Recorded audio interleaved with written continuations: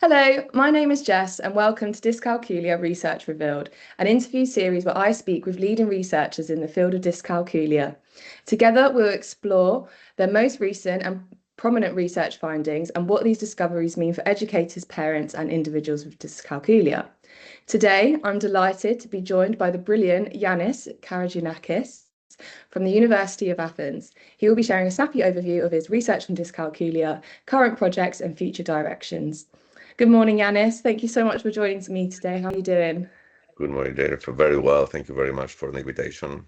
You're welcome. It's great to have you with us on the series today. So, do you want to just begin by giving us a little bit of an introduction on your research background and how you got to where you are today? Yeah, my interest on dyscalculia has a very personal roots. So when I was in my third year of studying mathematics, my youngest sister was diagnosed with dyslexia and ADHD. And this prompted me to reflect on my own learning difficulties. And shortly after, I was diagnosed with dyslexia as well, at the age of 21 years old. So back then to 1999, the research already suggested that many students with dyslexia struggle in mathematics. And this puzzled me, in fact, because mathematics and science were my strongest school subject. So still, I had my own difficulties, memorizing multiplication fact, retrieving rules and procedures. And this is under the constraint of my limited working memory and hypersensitivity to interference in memory. But from early age, I intuitively trying to deeply understand mathematical procedures rather than rely on, rote memory. So although I had never planned to work in education, this personal experience changed my, trajectory. So I wanted to help students with dyslexia overcome barriers in mathematics. And after my mathematics degree, I pursued a master in mathematics education, focusing on way of adapting structures or differentiate the mathematical teaching for students with difficulties. So in parallel, I delve into the literature on dyscalculia and its high comorbidity with dyslexia.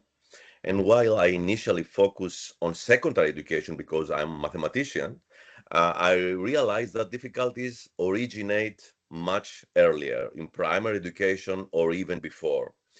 And this, in fact, motivated me to complete a PhD in numerical cognition with the aim of investigating the cognitive origins of specific mathematical difficulties and developing assessment tools to identify both strengths and weaknesses to design effective intervention programs.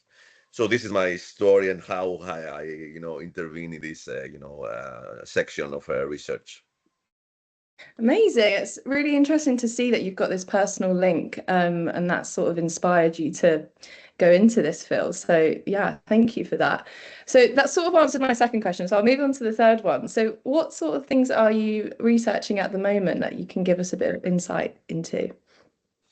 So as I told you before, over the past almost 15 years, I have developed several digital assessment batteries to evaluate a wide range of mathematical skills, aimed to capture a comprehensive mathematical profile of students with learning difficulties, including dyscalculia. So the most recent development is the mathematical profiles test, which integrates both core numerical processing tasks, but also more advanced mathematical and geometrical tasks from grade 1 to 7. It includes both a screening and diagnostic test, and we are now preparing to update our intervention tools by incorporating AI-based learning that build on assessment results. So our data collection already includes studies and population from Belgium, Greece, Italy, Malta, the Netherlands, Sweden, USA, and Turkey. And in the coming months, the current academical year, we will expand our studies to France, Lithuania, Slovenia, Norway, and Azerbaijan. So what is especially exciting is the cross-country comparison of skills. Mm. So as far as I know, for the first time, such a broad range of mathematical abilities has been measured from fundamental skills like subitizing, number line estimation, 2D or 3D shapes, to advanced skills such as numerical patterns and word problem solving. So importantly, our focus is not on overall performance and achievement, like, for example, PISA exams or TIMSS, but on the developmental progression of specific mathematical skills. And this allows us to uncover whether skills are built more procedurally or conceptually. So, for example, analyzing the recent data, in some countries, students saw high early achievement in fact retrievals, but struggle with number line understanding even in later grades, which is strange. So these insights reveal important cultural and educational differences on how mathematical knowledge is constructed. Wow, that's amazing. And like, the fact that you are looking at this across different countries and looking at screening and intervention are both two really important aspects of dyscalculia, because obviously, as we know, it's really underdiagnosed, and then interventions are quite hard to implement, I suppose. So yeah, that's amazing. It's very interesting work.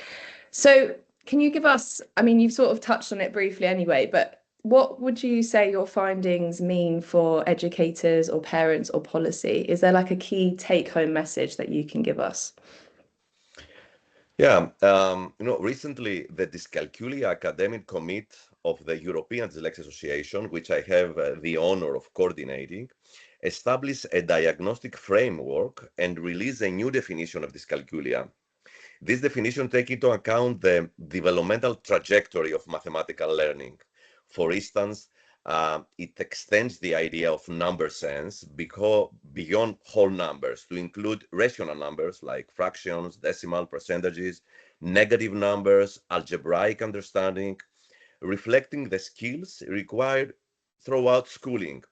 So our model bridges domain-specific deficits like numerical and symbolic processing with domain general cognitive factors, executive functions, visual spatial reasoning, language, as well as effective factors like math anxiety. And this provides a more complete picture of dyscalculia and explain its varied heterogeneity or presentation. So at MathPro project, we translate this into practice to develop an assessment tool that create a comprehensive mathematical profiles for each student. So teacher can use the screening to test and detect difficulties early, while specialists use the diagnostic test for in-depth profiles aligned with a new definition. So by analyzing hundreds of profiles the last years, we clearly see the heterogeneity of dyscalculia. So this underlines the importance of individualized assessment than consider three dimensions. You need to check the mathematical profile, the cognitive factors, and the affective factors. So these three, I think, is very important for the teachers, for the parents to consider as a final message or tip to help students with dyscalculia.